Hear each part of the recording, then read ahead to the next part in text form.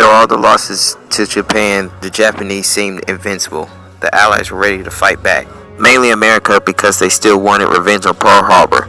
So in April 1942, 16 bombers commanded by Lieutenant Colonel James H. Doolittle flew in and bombed Tokyo and a couple other cities.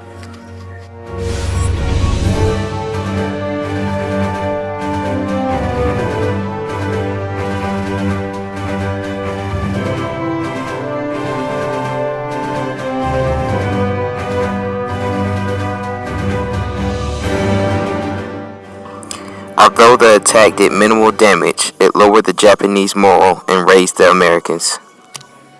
After Doolittle's raid, the U.S. began to turn the tide of the war.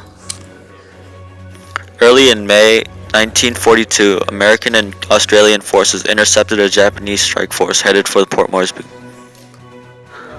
This was followed by the Battle of Coral Sea, where both sides used a new type of naval warfare.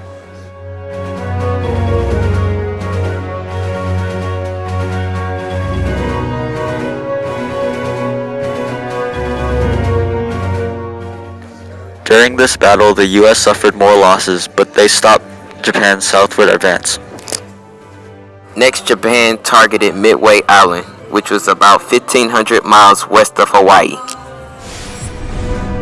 This was the location of a key American airfield. Allied codebreakers, Admiral Chester Nimitz, who was the commander of the U.S. Pacific Fleet, knew that a huge Japanese force was heading that way.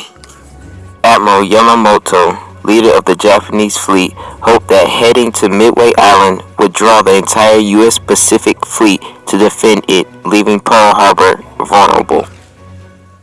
On June 4th, with American forces hidden in the horizon, Nimitz allowed the Japanese forces to begin their attack on the island. As soon as the Japanese took flight off of the carriers, the Americans swooped in and wiped out the Japanese planes.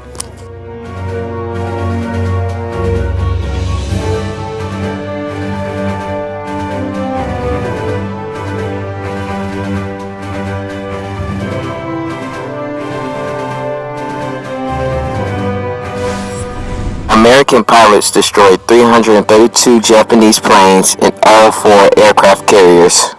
After the victory at Midway, the Allies' morale was at its peak. The U.S. got in an offensive stance and got ready to attack. But the problem was that the Japanese troops dug holes and bunkers in hundreds of small islands.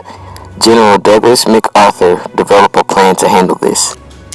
He thought that attacking every island would be too time-consuming, so he developed a plan called island hopping. The plan consisted of attacking poorly defended islands closer to Japan.